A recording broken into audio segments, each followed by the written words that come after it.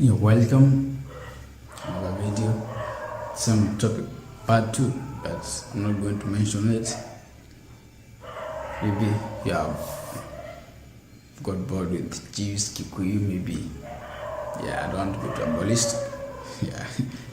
But that doesn't make it tribalistic either. So it's very sad you might feel somehow and something else, but let me still consider the possibility of you not liking those kind of names, but you shouldn't actually.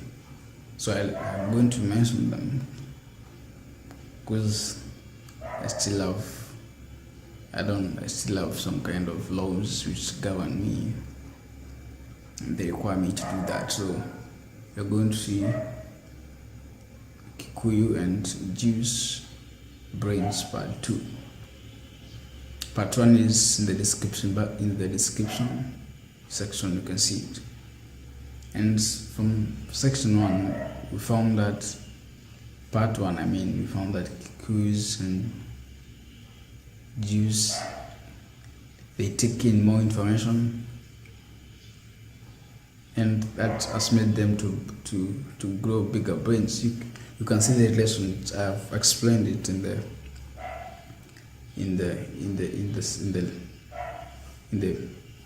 video part 1. So today's video is about learning from them. Now, what should you learn from them?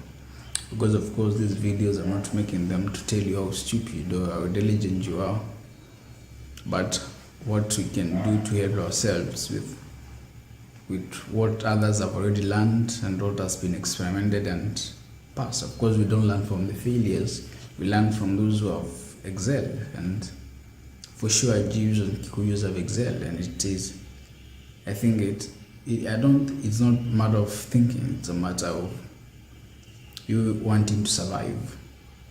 So if you want to survive, you have to learn from who have survived and excelled, or else you might not survive for a long time. Maybe see, natural selection is only taking the best, and even at the very best, the chances of you being slashed out, they're big. So what should you learn from them? And actually the biggest question here, because we found that they major more on the right, on the wife brings more chaos. It is allowed in Jewish and Kikuyu culture for a wife to bring more chaos to the head of the family. Now that is the husband. So more chaos means a bigger solution. I'm just trying to explain. In case you've seen the video, sorry, this is for the one who has not seen the video, so that we can be together. So big chaos means you come out there with a big solution, because of course if you are deriving an equation, or you are trying to get the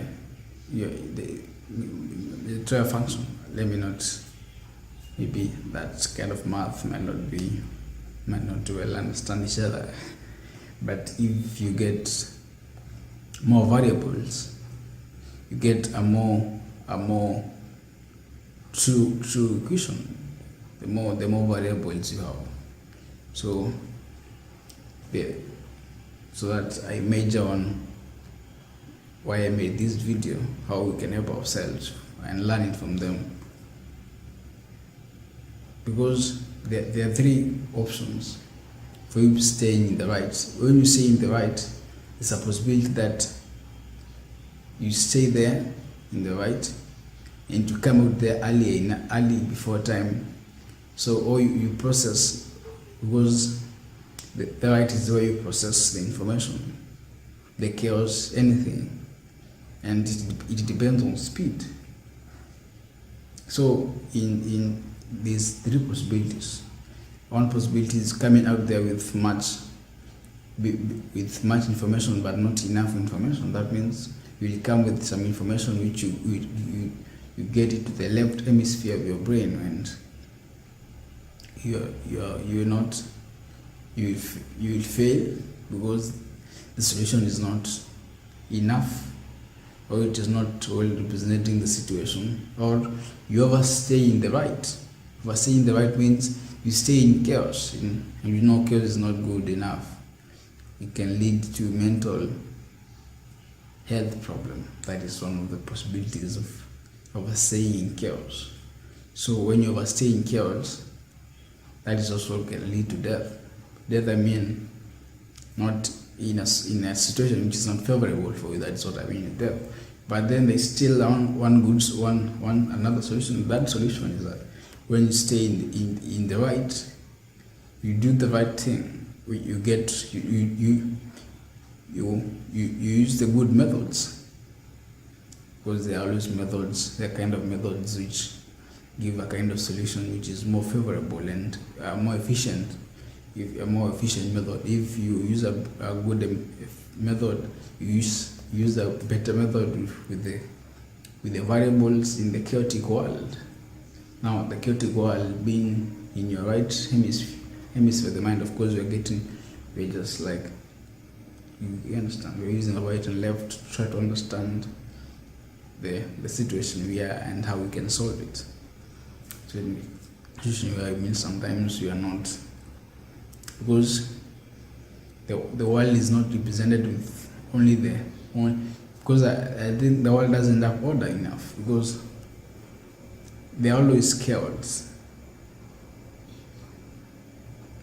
Like what some of us might consider as order is not actually order, is not well solved chaos. So that to make it this video a little bit, don't waste your time.